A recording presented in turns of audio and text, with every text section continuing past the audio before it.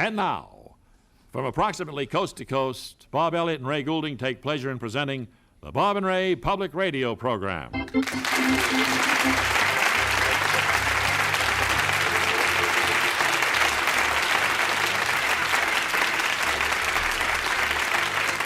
Thank you. And to begin this one, we welcome back two dear friends of ours from days gone by, the non-identical twin band leaders, Claude and Clyde, the McBeebe twins. How are you, men? Well, just fine, Bob and Ray. It's a great pleasure to be here on your National Public Radio Program.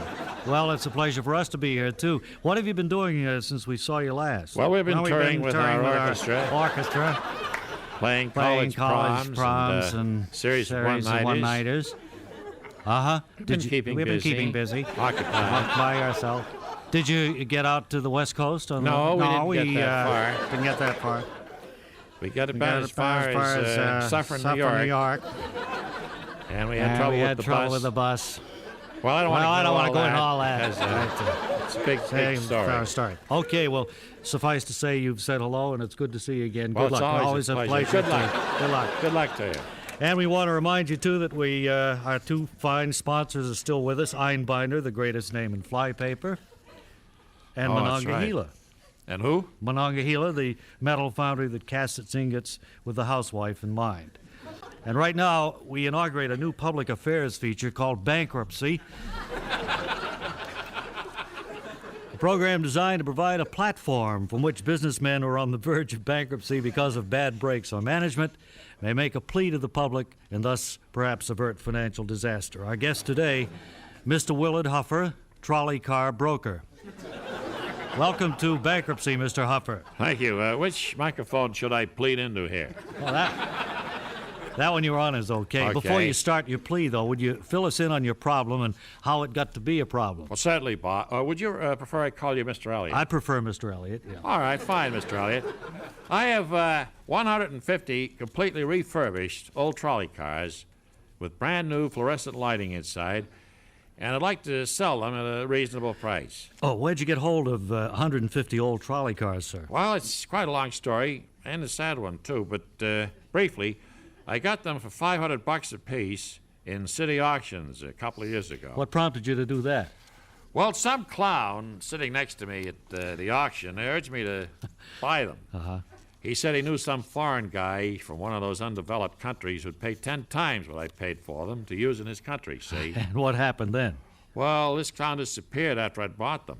And I spent the next year collaring delegations from different backward countries as they walked in and out of the United Nations. You were trying to unload 150 old trolley cars on them. Were they at all interested? Very little. It seemed that all of these undeveloped countries planned on skipping the trolley car phase in their development and go right into buses and planes, see? Although I got close to a sale in the city of Kathmandu in Nepal. Oh, can you tell us how that happened to fall through? Well, I got as far as painting Garnak Ventura Dingwan Kathmandu San on the side of the trolley. What does that mean? The City of Kathmandu Transportation Service. I looked it up in the public library. And then, Mr. Elliott, the roof fell in. Nepalese money got tight, huh? No. Kathmandu is situated in the Himalaya Mountains, the world's highest. And saying that Kathmandu is a bit hilly would be like saying the Empire State Building is cute. Yeah. Or that the Grand Canyon is adorable. That's right. Well, how did all this affect the deal? Well, at the last minute, the powers that be, namely the High Lama, he decided that they needed cable cars like your San Francisco has. Oh, that was a tough break. Practically signed, sealed, and delivered, and then poof. Did you try any other approaches to unloading the trolleys? Oh, I tried everything. I spoke to the Disneyland people about putting them in a trolley land. I tried to sell them as diners, but they're using those big aluminum ones for that now, you know. I even tried to sell them as scrap, but being mostly wood, they're worthless. And so, on the verge of bankruptcy now, you're holding down 3 jobs to pay for the cost of keeping them in a railroad yard, and you're desperate. And this is why you make your plea, Mr. Huffer. Just keep it short, if you will. Thank you. Anyone interested in 150 refurbished trolley cars with the Garnak Batura Dinwan Kathmandu sign written on the sides, can get in touch with me through the Bob and Ray Public Service Department. Thank you, Mr. Willard Huffer. You're a trolley car broker who really needs help. Good luck. And friends, tune in next time when another person whose business is on the rocks pleads for help on bankruptcy. Well,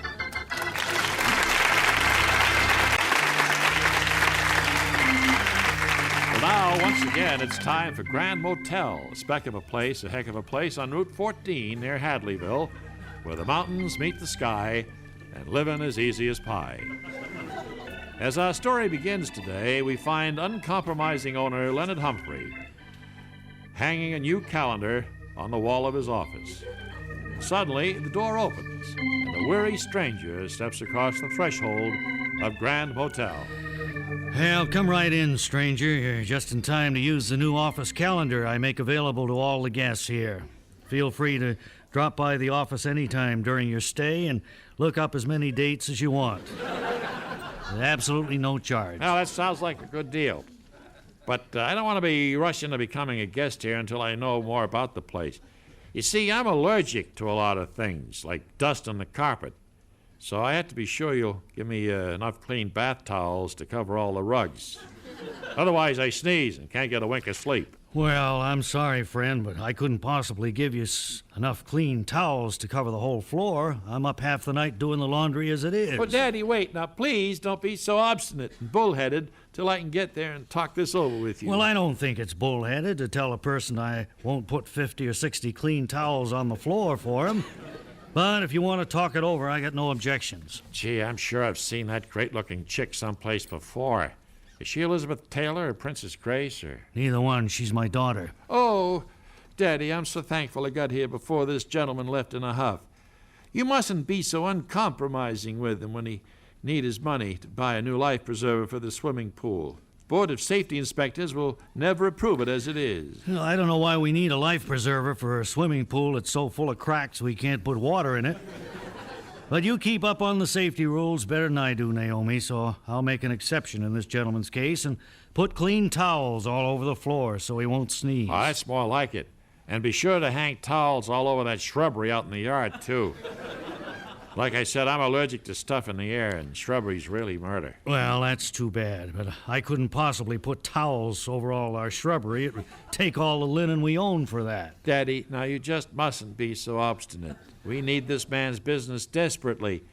Without a new life preserver, they could make us tear up the swimming pool even if it doesn't have water in it. You know it. All right, Naomi. It'll cost more to launder the linens than we can make on the room, but I'll use all our good stuff to cover the shrubbery after I've finished covering the floor. Well, I'm glad you're finally taking some sound advice from that good-looking chick. Just wish I could remember where I'd seen her before. Did you say she's Raquel Welch or Aunt Margaret? Or... No, neither one. She's my daughter. Gee, I doubt it. If that's who she was, I never would have seen her before. But we can discuss that later. Now, what kind of stuffing do you have in your pillows? Better not be chicken feathers, because they make me sneeze like crazy. Well, then how come you're not sneezing now? There's a chicken farm right next door, and I haven't even run over there yet and thrown any of my clean towels over the chickens for you. Now, Daddy, please, now you mustn't make smart alecky remarks to the man. We need his business something awful, and if it'll make him decide to stay here, we can certainly go out and buy a foam rubber pillow for him. Well, this is all eating into the profit when I only get $6 a night for our rooms. But we aim to please, so whatever you say, stranger. Well, that's the way I like to hear you talk. Incidentally, you never answered my question. She's nobody you've seen before. She's my daughter. No, not that question. I give up trying to get a straight answer to that one. All I want to know is what kind of stuffing you have in your pillows. Good grief, that's what Naomi and I have been standing here talking about. We were saying we've got feather pillows now. Oh, well, I can't stand feather pillows. They'll make me sneeze. I know, you said that, so Naomi and I said we'd get you a foam rubber pillow, and you indicated that was fine. Well, I don't know how I could have indicated that. You've got such a rotten disposition that I wouldn't want to stay here anyway, no matter what kind of pillows you have. Goodbye. Well, I'm sorry, Naomi. I don't know what gets into me sometimes. Has uncompromising owner Leonard Humphrey's uncompromising nature finally driven him out of the motel business? Or would a new life preserver for the swimming pool have helped much anyway? Perhaps we'll learn more next time when another weary traveler arrives at Grand Motel.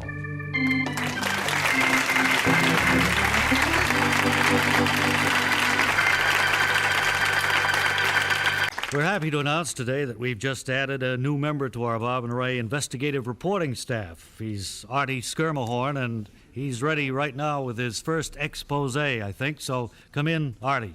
This is Artie Skirmahorn outside the main office door of the Frozen Frost Ice Cube Tray Company in Rockford, Illinois. In my hand, I hold a potentially lethal ice cube tray, just like the ones that may be in your own refrigerator. The lower portion of this particular tray is covered with sponge rubber, a material that tends to become wet and stick to the bottom of any metal freezer compartment. And that's exactly what happened in Tulsa, Oklahoma in 1981, when a young child strained several of his internal organs while trying to remove ice cubes from the family refrigerator. And so far, officials of this company have refused to answer any questions. Oh, hello there. You must be that investigative reporter. Yes, and I'm on the air. I'm the president of Frozen Frost, G.G. Woodsy. I tried to phone you back about arranging an interview, but your secretary said you don't take calls from chowderheads. Well, that must be the machine that answers when I'm out. I understand. Come on in. Nice. Hey, what's that in your hand? Looks like a Model 614. I haven't seen one of those old-timers in years. You mean this type of tray is no longer in production? No, they were made for just a short time back in the 40s. Out of production for more than 30 years, ladies and gentlemen, yet they still may be lurking in your home. As recently as 1981, a little tyke in Tulsa, Oklahoma, missed days of nursery school because of his tragic encounter with this product. And he may have been only the one child among many whose parents dared to come forward. Would you like some coffee or something? Certainly not. Mr. Woodsy, if this model was discontinued after a short time, you must have known of the deadly danger. Well, I don't think the industry ever felt it was in danger. Consumers were just angry because these space dividers don't come up high enough. Makes the water all freeze together into one big globby ice cube. I meant the hazardous sponge rubber on the bottom. Oh, that was supposed to keep the kitchen drain board from chipping when you set the tray down. I guess it wasn't too popular. Well, it was popular enough for an innocent child in Tulsa to hurt himself. In his case, may have been only one of many. What is this you keep mentioning about a child being hurt by an ice cube tray? You know about the case, Woodsy. Didn't you feel personally responsible for recalling every one of those trays? No, I couldn't have done that. Couldn't have done it? Well, what kind of irresponsibility is that? Well, I had no authority. After all, our firm wasn't the one that made those trays. Really? Are you sure? Yes, I'm quite sure. They were turned out by... what was their name? It'd help if you could remember. I'd like to question some of their people. No, you couldn't do that. They've been out of business for years. Oh, well, as you say, these things were only made for a short time anyway. That's right, and they were never popular. I'm sure of it. So, that about wraps up this investigative report from here. Now, this is Artie Skirmahorn, returning you to Bob and Ray.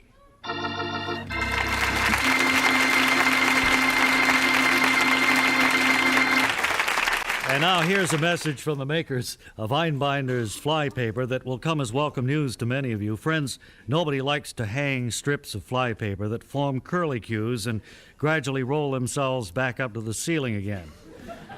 As loyal Americans, you're entitled to a flypaper that hangs straight down and remains that way for weeks on end. And that's exactly what you get when you ask your local pest control supplier for Einbinder, the brand you've gradually grown to trust over the course of 3 generations. Now another chapter in the endless story of intrigue as it unfolds among the prominent families of Garish Summit. There in stately splendor, far removed from the squalid village below, they fight their petty battles over power and money. As our action begins, it's Christmas Eve at the Murchfield estate, and the servants are holding their annual holiday party in the root cellar near the main house. Suddenly, the voice of Lloyd the gardener can be heard speaking above the festive gaiety. I sure hate these Christmas parties Miss Agatha makes us hold every year in the root cellar. You know, it's below zero in here. Oh, I shouldn't be too critical of Miss Agatha Lloyd. She's a good sort. Just pull up one of those bags of turnips and sit down. We're going to sing carols soon. Keep your shirt on, Wilfred. I'm trying to find an ice pick to chip off a piece of the eggnog. Sure would help if Miss Agatha put some electric lights down here. Now, Lloyd, Miss Agatha's a good sort.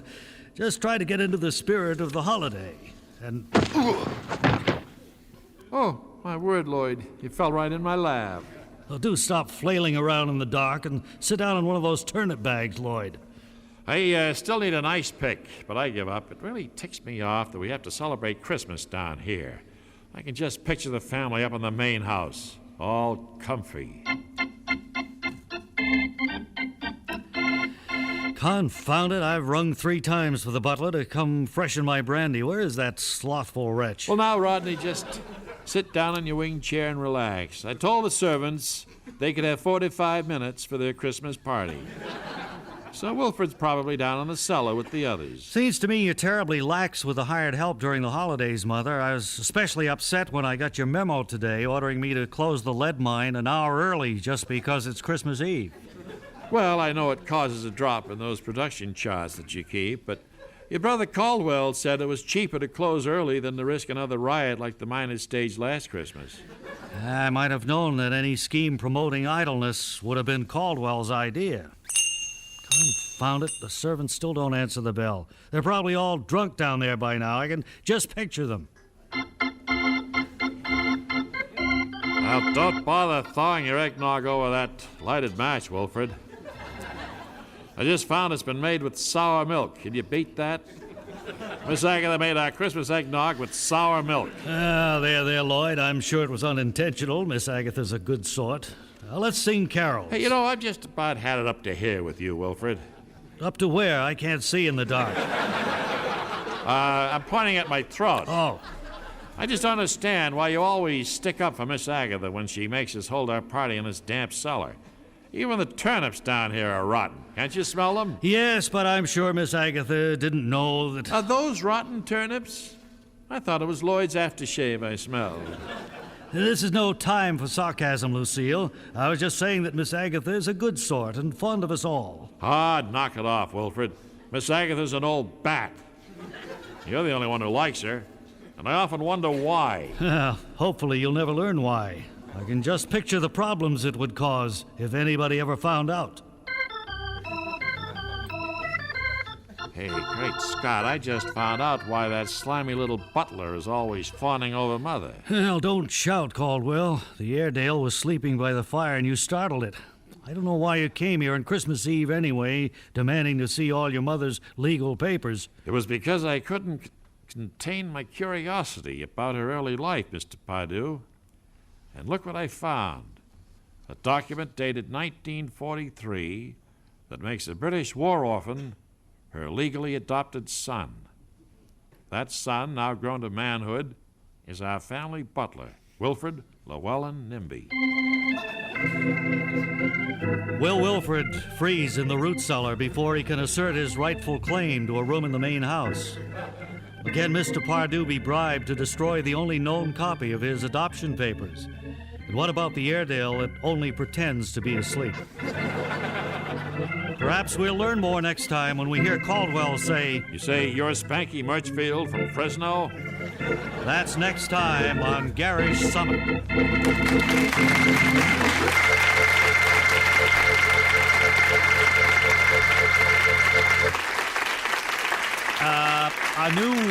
A new play opened here on Broadway last night entitled The Tender T-Bone, I believe it was.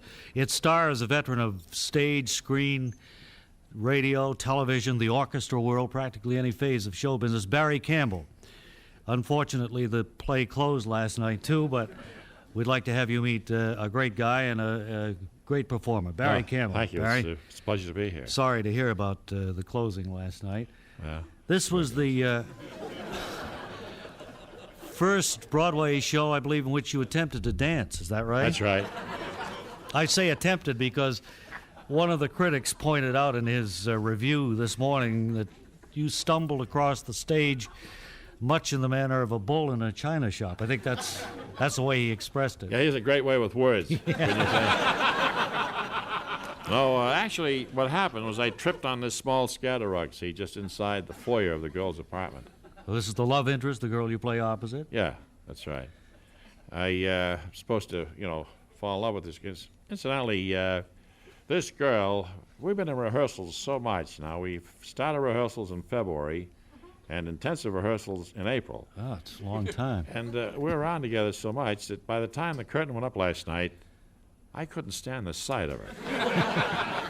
I couldn't go through any of that love stuff, the kissing or the hugging. Right? That must have thrown the other actors off the pace quite a bit, didn't it? Well, not as much as when I forgot my lines. I was going to get to that. That same reviewer pointed out a little further on in his review that there was a time, I think, in the second act when for nearly 20, 25 minutes nobody said a word. That's right. Is that right? Yeah. How do you cover up for a thing like that? Well, I had a prop newspaper there that I picked up and read. You were luckier than the rest of the cast, huh?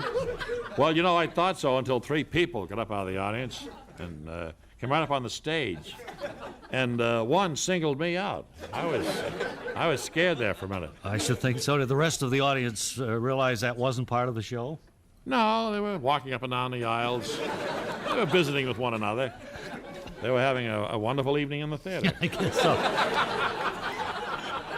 Well, I hope your next effort is more successful, Barry Campbell, and we'll certainly. Well, I leave tomorrow on an exchange tour through Europe. Yeah, we fly from New York, we go over to Belgium, and then we go up to Switzerland, down here to Italy, and then back up here to Germany, and then we go on over to Russia, and then we get down to the beautiful tour through the Greek Isles. It is. And then we wind up back here in White Plains. Certainly is. It's an energetic tour you've got arranged for you, and you come by and tell us about it next time you're in town. I have to be back the end of June. We have a recording date with my new all-girl orchestra. Oh, We're going to record a new album. Going back in the band business. And we feature the theremin. Now, this is an electrically charged stainless steel pole. I know it is.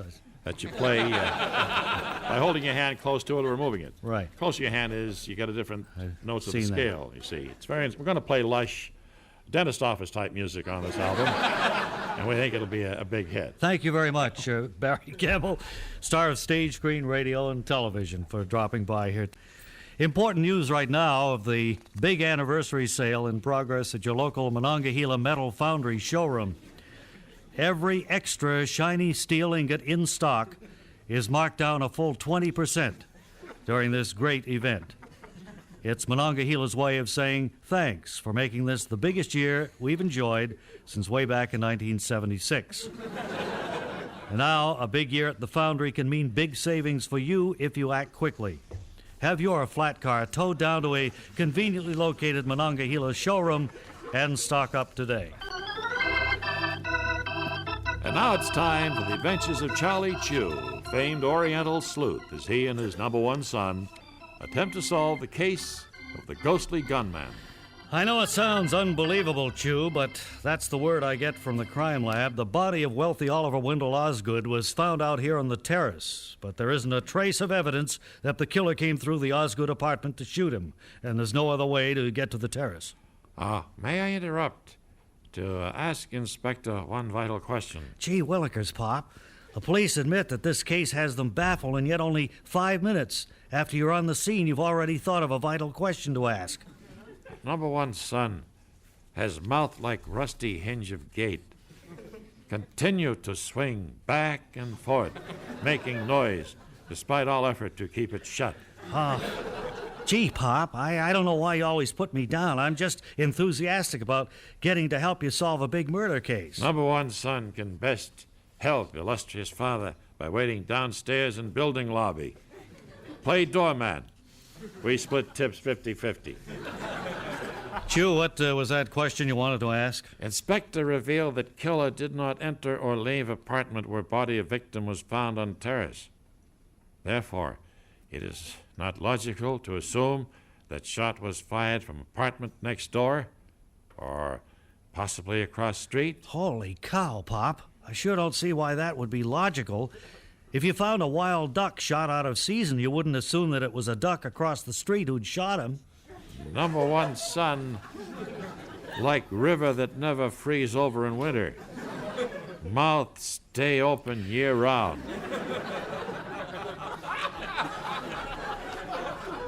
Chew, I want you to make that kid shut up before he drives us both bananas.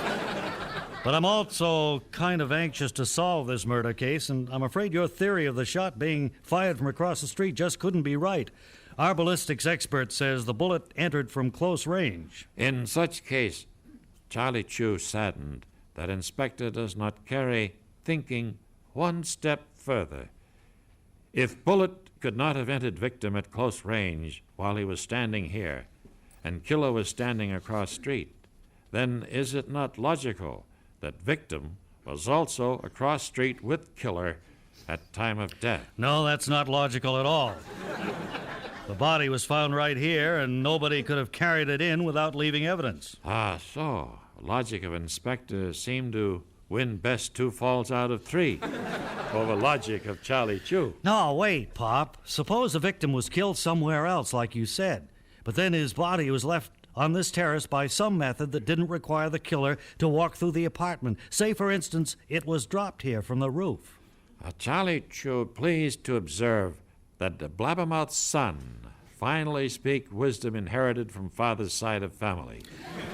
Well, I guess that may sound like wisdom until you hear that my men have already checked out the roof of this building, and they're positive that no one has been up there for months. Oh, so. Very interesting. Hey, Pop, then that can only mean you had the facts correct, but backwards. If the victim was shot at close range and nobody else was here, then that means he was the one preparing to shoot somebody across the street when his gun went off accidentally and he shot himself instead. This victim wasn't really a victim. He was a killer who never got a chance to kill his intended victim, if you see what I mean. Charlie Chew not only see what number one son mean, but praise. Clever deduction as well. Events merely reflect wisdom of honorable ancestor who say, at any given time, those who are not here must all be in some other place. Gee whiz, Pop. Our ancestors were really loaded with wisdom. It's too bad there aren't any of them around today. We could sure use one as a police inspector. Well, gee, I don't know. Anything else we have to cover here today? No? No, that's it then. That puts the lid on this Bob and Ray Public Radio program, as we say. Except to thank those who helped lend a note of festivity to the proceedings. Yes, there was Larry Josephson, friend of the oppressed. He developed and produced our show for the Radio Foundation. Associate producer was Marjorie Van Halderen, one of the few here who remember that this is the year of the dog in the Chinese calendar. Joe Lopes was our engineer. Stan Free played an American-made electric organ. And funding, in part, from the National Endowment for the Arts. And the New York State Council on the Arts. Now, this is Ray Goulding reminding you to write if you get work. Bob Elliott reminding you to hang by your thumbs. For a free picture of Bob and Ray, send a stamped, self-addressed envelope to Bob and Ray Picture, Box 5000, GPO, New York 10116. That's Bob and Ray Picture, Box 5000, GPO, New York 10116. Thank you. Thank you, friends. Very kind. Thanks very